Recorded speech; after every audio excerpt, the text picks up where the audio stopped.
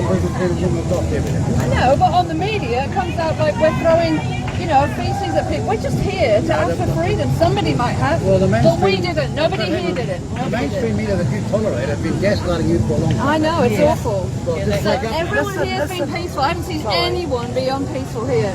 So please don't let that pass on. The message from here is everyone wants love. We want freedom. We just can't handle the government telling us we can't choose. We can't choose what goes in our bodies. That's not right. But just tell us when it's going to be over. Tell us when it's going to be over, okay? We want a date. We want to know when it's over. So we love you. We just want to thank you for coming. Props to you, props to you for coming. I'm here to say that she and her cabinet should be talking to you. Absolutely, but I have props for you to come, so thank you for coming. Pass it on, Swedish. Kia ora. Waiting for you. I just want to have a bit of an interview with you. No, I'm not doing interviews. Are you not doing interviews? I can't listen to people. That's my message. These parliamentarians are not listening to you, and they should be. Oh well, there's a message. Yeah. Otherwise they'll misrepresent what I'm doing. Winston, I know how they work. I suffered pericarditis and shingles after the vaccines, and I only had the vaccines because of the child trafficking through Child, Youth and Family Oranga Tamariki and the family court. Yeah. But anyway, thank you. There's a lot of. If I can just say, Are you over singles now? I'm sorry. No, I'm more worried about an accident. yeah. Hey, Kia ora. I'm Sue from Counterspin. Kia ora. I was trying to just get a hold of. Winston Peters? Yeah. Good luck with that. Thank you. I got a little. Oh wow, he doesn't do interviews, but at least he talks. At least he's talking, eh? That's the main thing. He's definitely talking. All right, we'll catch up with Derek that. Paul's controlling him again. Derek Paul is part of the IPCA. Oh, he's a part of the.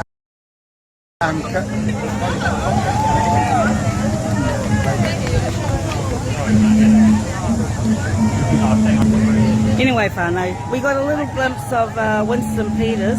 He's not doing any interviews. Try to get a couple of questions from him, but at least he's here. Hey, at least he's here. At least he's got the kahunas to actually walk around and talk to the people. He said he's not doing interviews. I did quickly want to do an interview with him, but he said he's not doing interviews, and that's all good. He's so charming, eh? You see why people, he's like a magnet. I mean, people are following him around, and but no, it's awesome. Awesome to see a Maori politician walking around talking to the people, right? And so if other Maori politicians want to do the same, they have the same ability to do that. Just walk around, hear the stories. You know, you're hearing stories of backs injured. You're hearing stories of whānau that have buried their whānau. You're hearing stories of whānau that have lost their jobs through no jab, no job, including the police. Right, including the military. Okay, so at least he's come around and he's having a kōrero with the people. And so I got a little bit of a kōrero with him, but anyway, all good. We'll just carry on. Kia ora. Oh, kia ora. Kia ora. Good to see Uncle Winnie here, eh? Did you talk to him? I haven't, no. No. Really. Look at the crowd. I'll turn it around so that my people that are following can see the crowd that he's. Look at that. He's like a magnet. And it's so peaceful. And it is. Beautiful, peaceful. Yeah, it is. He's got his minders and his keepers there, which is all good. It's all good. I just got to protect him. I get that. He's a kaumātua, and I get that. Very charming. I get that too. Thank you for what you're saying. Thank you. So whānau, this is the people following Uncle Winnie. He's brilliant. Talking to people, he's brilliant.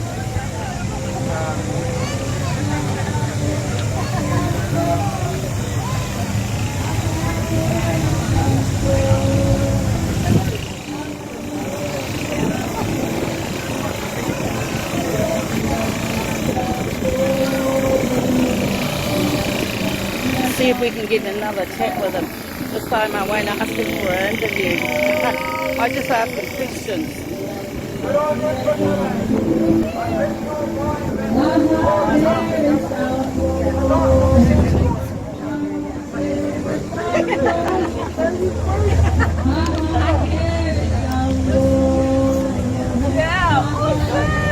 Sorry, I think you're a lot of bad stuff.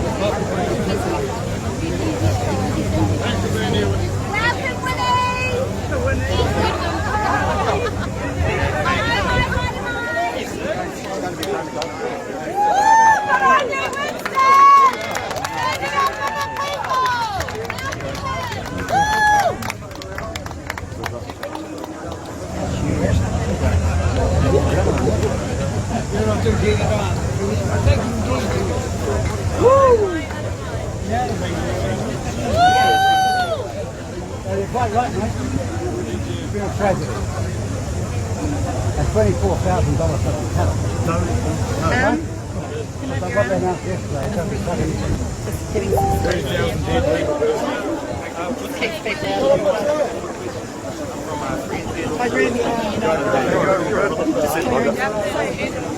Yeah.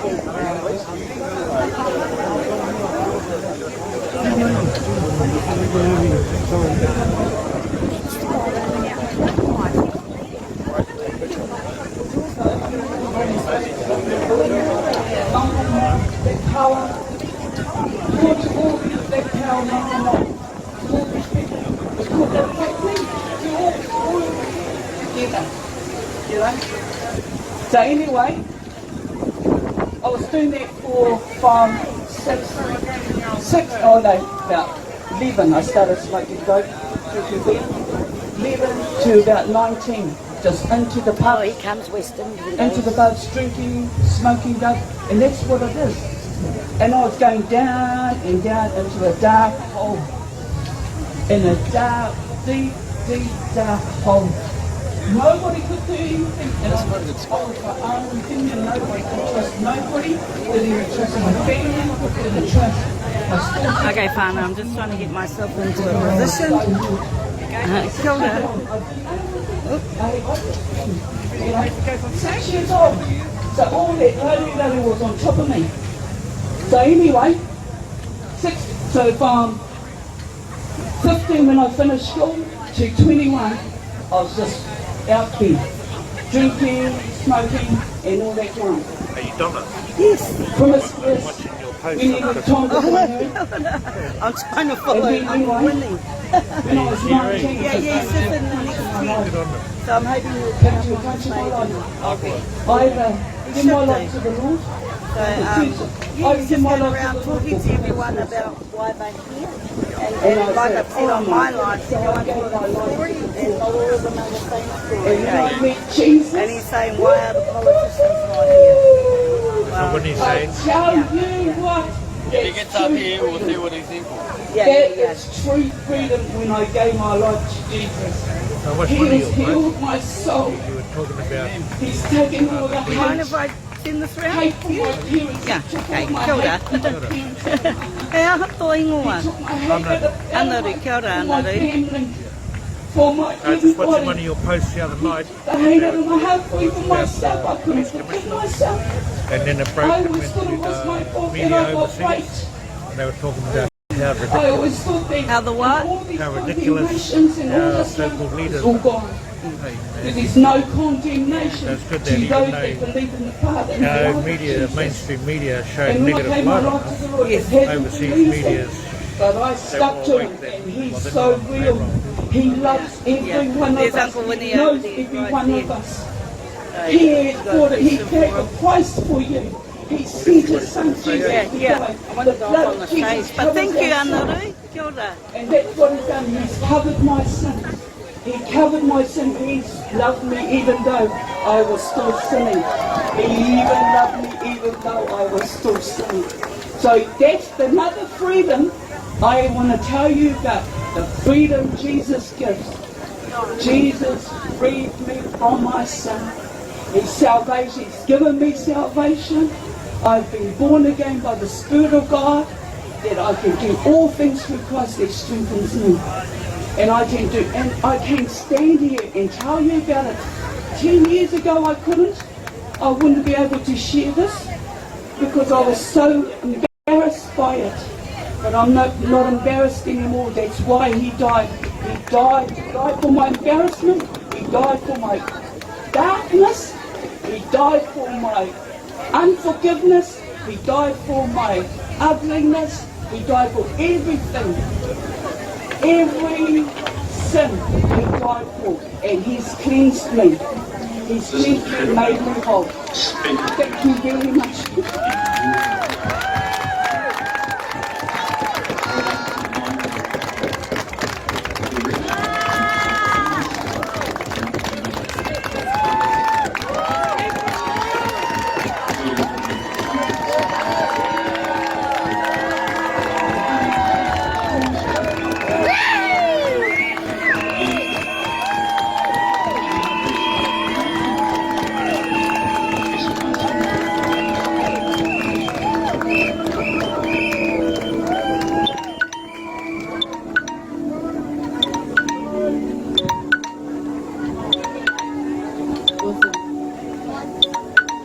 Cool, so let's welcome Rangi from Mana Fuse Live.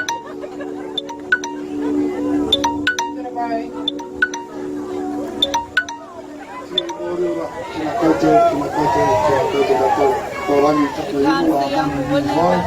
can see the crowd. Wakato mana koto tapu nui, taupiri te monga, wakata te awa, he ta tarapiti, te tangata, tēnā koe.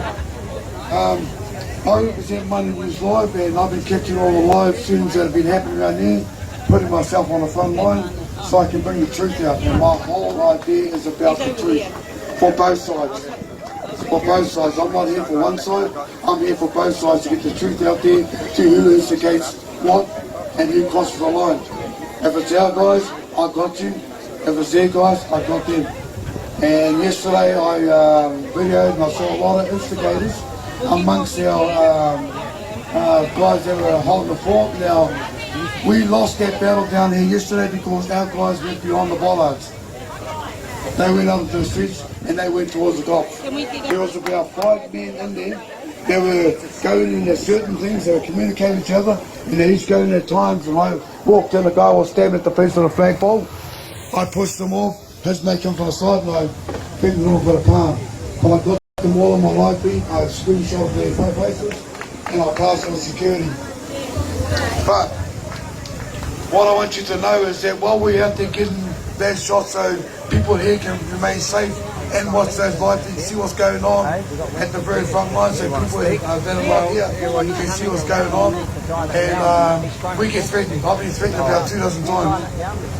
I've been stepped out and I've been called undercover. So I've been called everything and told that Invite him to the mic. yeah. You want to invite him to speak? Yeah, invite him to the mic. Yeah. So Just do it now. Yeah.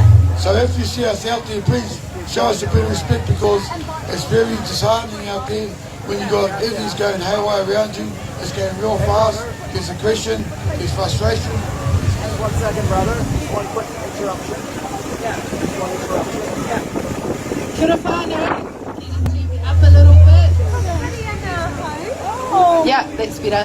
So we can see Winston walking down the path there, sir, and we would love to invite you to kōrero We would love to invite you to Kōrero, Winston, if you'd like to turn around and come back and be the first person to front up to the people. Can you hear me down there? Winston, come speak with us. Come Kōrero, please. Oh, he doesn't want to. Okay, well we offered maybe another day. Sorry for interrupting you. So all I say is, could you give us a bit of respect out there? Tolerate us, please don't threaten us, because we're trying to get the story. Uncle Winnie's not going to speak, but he's going around to speak to the people. Okay. I've walked around this whole area. I've done personal interviews with people around here, getting their stories before. Now, we've heard the Prime Minister label the behaviour of protesters and attacks on police in Wellington as disgraceful. They've flung feces, one has driven a car into a crowd and verbally abused officers. New Zealand First Leader Winston Peters toured the camp and he joins us now. Welcome to the show this morning. You would have just heard the Police Commissioner say that if the peaceful protesters leave, they believe the unlawful behaviour will then stop. Could your visit have encouraged the protesters to stay? I hope to encourage the protesters to demand that they be heard. It's astonishing that in their 16th day, no one has opened a dialogue from Parliament, from any political party, hasn't been to see them, and that is utterly unprecedented. So you haven't asked them to leave? 41 years ago, there was a 42-day protest there, so that's not unprecedented. The reality is that if the Prime Minister and her cabinet were prepared to talk to them, I would sure that this could de-escalate real fast.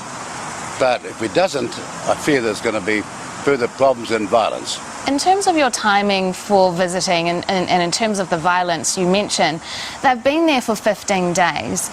You visit the day after feces have been thrown at police and some kind of substance thrown, police officers being treated in hospital. Why visit at that time? Well, I don't get the point of your question. Well, doesn't it send a message that you're condoning the behaviour of the protesters there if you're meeting them after that has happened? Are you trying to say that a few extremist actions against the massive majority who are law-abiding and peaceful protesters, and for some of them who've lost 30 years of their career, their jobs and everything, is to be the most prominent issue? You'll always get the odd nutcase, but the reality is, from what I saw, the people that are being gaslit by the media and, dare I say, politicians, are simply not that crowd. A number of the protesters have actually left because they don't condone the behaviour that has gone on in recent days. So a number of the people that you're perhaps referring to have actually left. Well, with respect, you're just making it up as you go along. That's not the circumstance. If you go down and have a look today, there'll be the same that was there yesterday, and it's actually building. I'm seeing people getting off the airline. I'm astonished to hear them, see who they are and what their backgrounds are. But the reality is that if they'd have been spoken to, if they'd have been listened to, if there'd been some dialogue, then this will not be where it is today. The Prime Minister and it's preposterous. Has told... You will not find any part in our country's history where the politicians en masse have signed a pact not to talk to protesters. Well, they have put out a cross-party agreement saying that they would talk to them if the unlawful behaviour was to stop. But the Prime Minister has accused Christopher Luxon of dancing dangerously close to sympathy with the protesters. Do you sympathise with them? Well, look, if you want to have an interview with me about yesterday's experience, and it was very enlightening, and people were pleased that I did turn up and showed my face and prepared to listen and hear what they had to say, not spend all my time with the media trying to get some publicity, but to talk to them about the true things that are going on and the terrible tragedies that have happened to their lives, and it's writ large right across this country if you care to listen. That's what I'm interested in talking about. Not some other statement between politicians, both of whom I can't agree how to treat their people properly. After all, these people might be protesters, but like you and like the rest of New Zealand, they are the masters of the politicians, not the servants. And we need to get that connection right. You didn't wear a mask there yesterday. Can you just explain your reasoning behind that? Well, you know full well that the masks that are being offered these days, unless they're highly surgical masks of a certain scientific and medical content, are a waste of time. But we're living with so many shibboleths and statements today that nobody knows what's going on. Every time you announce on your program, for example, that 2,200 or 2,300 people have just got COVID yesterday, you're repeating a lie, because it's 3 or 4 times that. And it's possibly at the moment we've got 45,000 COVID cases in this country, over 100 in hospital, not much more than 100, and 1 in ICU. If I can come back to the question about the mask though, Mr. Peters, you in August 2020 were one of the politicians calling for mandatory use of masks, and in fact when it was brought in said that you'd been calling for that from day one. So have you changed your stance on that? No, I've not changed my mind on the quality of masks, and that should be obvious if you as a journalist were following it. If you use the wrong mask, it's next to useless. You've got to use the right one. And you're feeling and all specialists are saying that, and so why aren't they available for people? You're feeling on the actions of those who are perhaps being more abusive physically among the protesters. There was a group around you who were escorting, that were manhandling journalists there, including our own political editor Jenna Lynch, who is heavily pregnant. Do you condone that behaviour? You got me. Excuse me. You were told at the start that I'm here to listen to the protesters, not you. Not a bunch that have been brought out by 60. So manhandling is okay in that instance? Or who have been gaslighting and virtue signalling and doing all sorts of things to mislead the public. And the fact of the matter is, you all knew, well before you even asked the first question, that I'd asked to speak to the people and that you people could wait to a later time. You're not the centre of this issue, and I wish you would start acting like the Fourth Estate and not like a bunch of fifth columnists.